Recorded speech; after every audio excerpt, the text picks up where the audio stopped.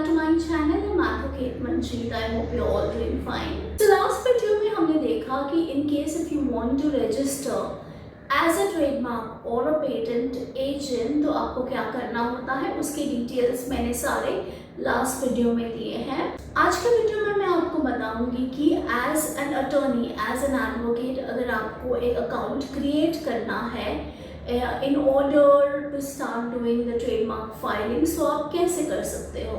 So अब देखते हैं कि अकाउंट क्रिएट करने के लिए आपको क्या करना होता है. So in Google what you can do is you can search for IP India login.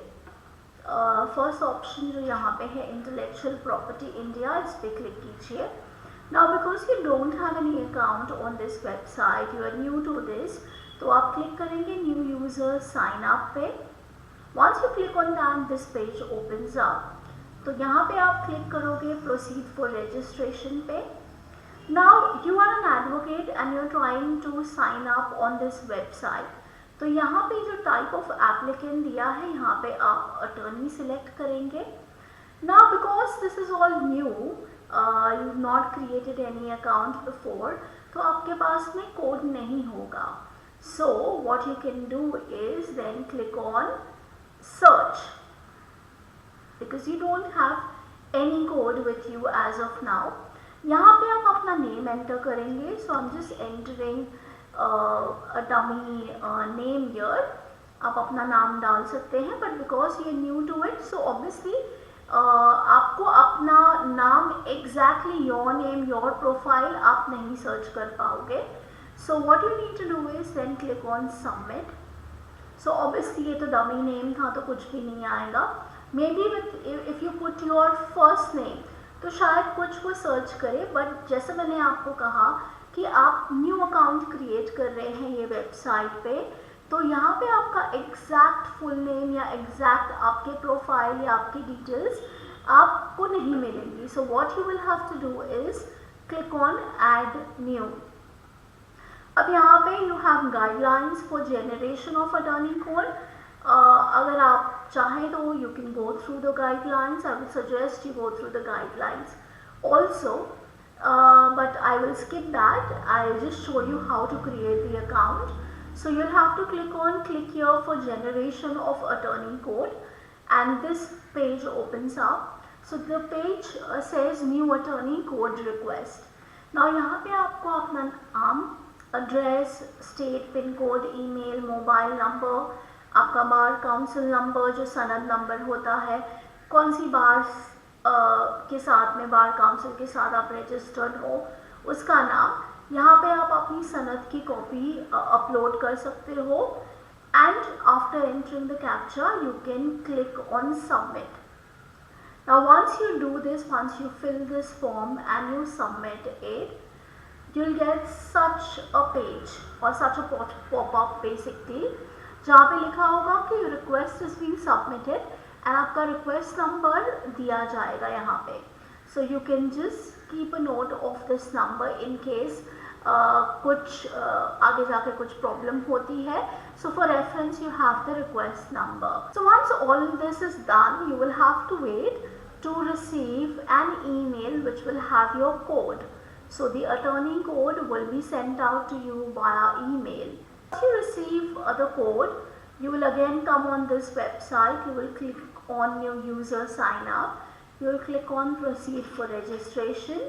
You will click on the option in the drop down as attorney, and now because you have the code, you will enter the code over here and you will click on process. Once you click on process, ये page open होगा basically, जहाँ पे आप देख सकते हैं कि type of applicant, of course I blacked it out.